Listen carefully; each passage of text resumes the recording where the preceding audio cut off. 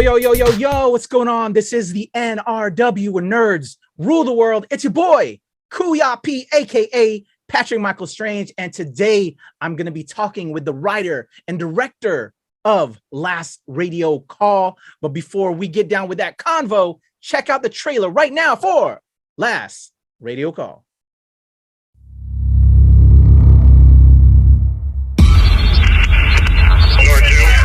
North you go. 40 King up on that, if we can, immediately. 40 King on this freak. 40 King, I am. I'm copying traffic. My partner is transitioned in the backseat with an M4 rifle, so I'm going to be flying the helicopter and working the radios all at the same time to go with that last information. I copied. You got the info about Gould? I need an answer. I need something that makes sense.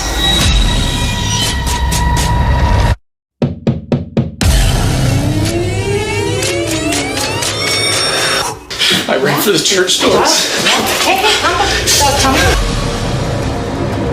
This whole town has been built upon hexed land.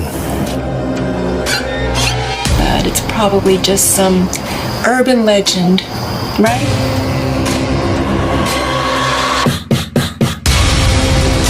I don't care about darkness. I just need to find out what happened to David. I need to know.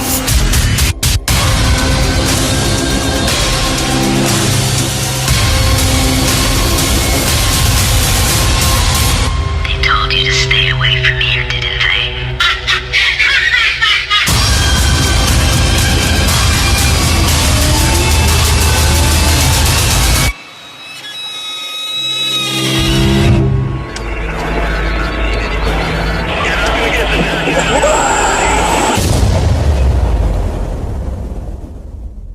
Boom, there you go. That was the trailer for Last Radio Call. And as you see on the screen, I'm super excited, super delighted to be joined by the writer, director, Isaac Rodriguez. Isaac, thank you so much for giving me some time today. Yeah, thanks for having me. Awesome, man. So for those that don't know, the film is going to be dropping on digital and VOD platforms on January 21st. Make sure you check it out. And it's going to be 1 week after it debuts on the Terra Films channel. So can they also still check it out on the Terra Films channel as well? Yeah, it'll be like a digital premiere on their AVOD YouTube channel, and then a week later it'll be available everywhere. Awesome. So take me back to the beginning. How did the Last Radio Call all came together? What was the inspiration? Well, we had made this short film called The Cop Cam. This was back in, I think, 2016. And it went super viral. It was, it got, millions of views on, Facebook, YouTube, and it was pretty big even in Japan. So, for a while I've been wanting to turn that into a feature film, but it's, getting funding and all that, it's a long journey. And so, I was watching this movie. It's another found footage film. It's called Nori the Curse. And I just loved how simple and effective it was. And I was like, man, we can take this format and just, make it around the, cop cam found footage. And that's kind of how the film, came to be. Awesome. I dig it. I'm a big horror fan, old school filmmaker as well. Yeah. And, inspired by, Blair Witch, as independent filmmakers kind of gave us another avenue to rock and roll with our creativity. So tell me about, that came together, getting the script, production, getting people involved with it to rock and roll. And where are you located? Where was this filmed at? I'm in Austin, Texas, and part of it was filmed in Canyon Lake, some in San Antonio, and then the haunted, the big haunted hospital itself. It's called Yorktown Memorial Hospital, and that's in Yorktown, Texas, about maybe an hour away from here. And so that's kind of where majority of it was shot. Sweet. I saw when I checked out the trailer that we, showed not too long ago, kind of like some tribal stuff. Yeah. Is that attached to the lore? Can you tell us a little bit about the story that we're getting within this. And so, the story starts off with, the police body cam, and, something horrific happens. And then, it's a year later, and the wife, she's had no answers of what happened. She's kind of like in limbo, and she's trying to like, piece together. She hires a film crew to, get awareness out and try to figure out what happened. And then she kind of, gets tangled in this, crazy spiral events, and she finds out there's this, deeper, darker secret, under all of it. Did you try to tie that to like something real? Because again, like with some like that tribal motif, or is this all creative liberties here? In the beginning, I did want to do something real, but then you realize, there's so many movies about, real like Wendigo and things like that. So I wanted to kind of do my own, mythology and my own kind of story, because it's more fun that way. Oh yeah, and it gives the audience something new to watch. And I feel that. Also fun though to like kind of change and maybe take something and readapt it and have fun with it. But I love just that creative process as a filmmaker.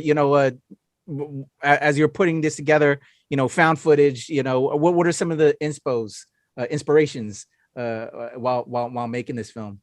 Definitely Nori, the Nori, the Curse. That was a big inspiration. The way it's so fractured. We have the main story going on, and then there's these little like nuggets of different segments. So that's kind of like what I wanted to do, where we have the main story going on, but then we also have these like little bits of different media going on. And of course the Blair Witch Project, I had seen that when I was a kid in the theater, and we thought that was 100% real. And so that's just always like been with me my whole life. Of course now, people don't really, it's really hard to make someone believe a found footage film is real. Yeah. So I've stopped trying to like pull it off as no, this is 100% real. And now it's more just having fun with it. Oh yeah. Yeah. But even as people watch it, that's the beautiful thing with found footage is, even though they know this is fake, it still draws you in because of the way it's filmed and the format. So that's the beautiful part about, found footage stuff. Oh yeah. I'm a big fan and proponent of that. And I love that, I'm an older head. So seeing a lot of how like the technology came a lot more accessible as a filmmaker, GoPros, you can put it on everything now. And I love it. So let's talk about the victims. I mean, the cast. Tell me a little bit about casting this project, and who do you have on here rocking it with you? We have Sarah Frolic. She's the main actress. And, we had originally had another actress with us, and she had some things come up, and I think she had to cancel like 2 weeks before we started filming. And so I was like, oh man, this is a nightmare. And then I was friends with Sarah on Instagram, and she just has like a really unique look. And so I thought she might be a good fit. And so I talked to her, and she sent some like test videos, and she just had a natural ability to, act and, and then Jason Scarborough, he's the missing cop. I've worked with him, several projects before. Pretty much all of the actors I had worked with in some capacity before. And so I knew, what their strengths were, and that, where they would fit in the film. Do you have a special scene or anything, or a special part of this film that you still take with you, or one that you, as you were putting it together, maybe that I kind of visualized, and did you pull it off at the end of it for you? Yeah, I think to me, one of my favorite scenes is when the cop is coming up to the woman tied up in the little altar there, because we had the makeup girl, Michaela Rodriguez, and she pulled it off exactly how I had imagined it. And so to me, that I just love seeing it like in the articles and stuff. It just looks creepy, and the colors, and then the woman, tied up in the center. So to me, that was like one of my favorite parts in the movie that, really 100%, got pulled off the way I imagined. I love that. Awesome. So for the fans that are checking this out, and those that are now maybe interested in checking this out, what do you want to say to them about Last Radio Call? I think it's it's got a cool location. It's got a cool story. The hospital itself, it has an actual dark history to it. I think, after you watch the film, you should look up the history of the hospital and things like that. And it's got a pretty dark history. What's the name of the hospital again? Yorktown Memorial Hospital. And you saying in Texas? Yorktown, Texas. Yeah. Awesome. And you can actually go there. They have tours every day. You can, book a tour and just walk around this creepy old hospital, and it's cool. Sweet. I love stuff like that. I ain't gonna lie. That's super cool. So what's next for Isaac Rodriguez? What are you working on? Any other projects we can show love and light on? Yeah, I actually just been finished up a screen life type found footage film.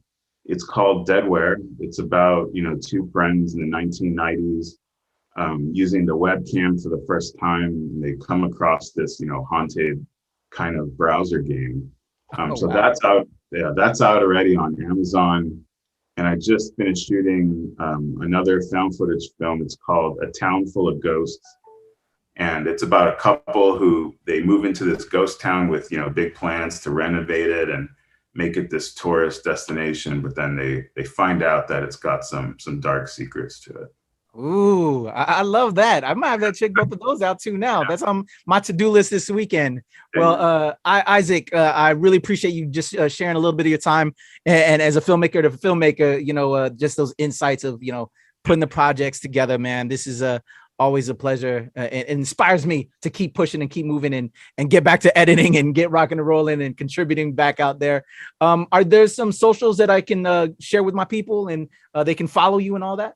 Yeah, I'm on Instagram as Cavi2002, and I'm on Facebook, and we got a YouTube channel, No Sleep Films.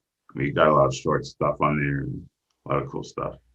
Awesome. Well, I'll put it in the description below and probably throw it up on the edit as well on the screen so everybody can check you out, man. Give you all the love, give you all the follows, and man, as these other projects come along, I'd love to have you come back to talk about it and just get it out to the people. Cool, man. Sounds good. All right, guys, that's Isaac Rodriguez. Make sure you check out Last Radio Call when it hits digital and VOD platforms on January 21st, as well as the Terror Films channel. It's your boy, Kuya P, the NRW, where nerds rule the world.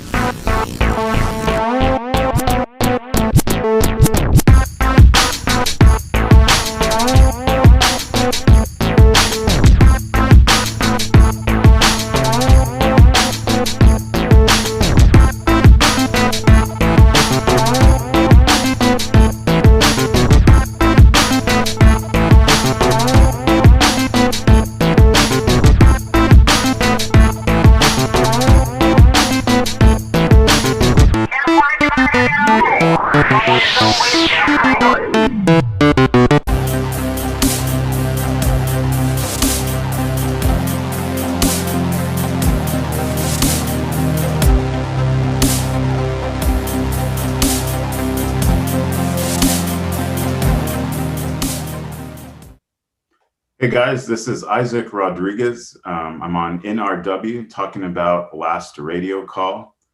It's a feature found footage film based on the mega viral hit, The Cop Cam. If you like haunted abandoned hospitals, creepy ghosts, and really creepy stories, and I think you're gonna like this, and I think you should check it out.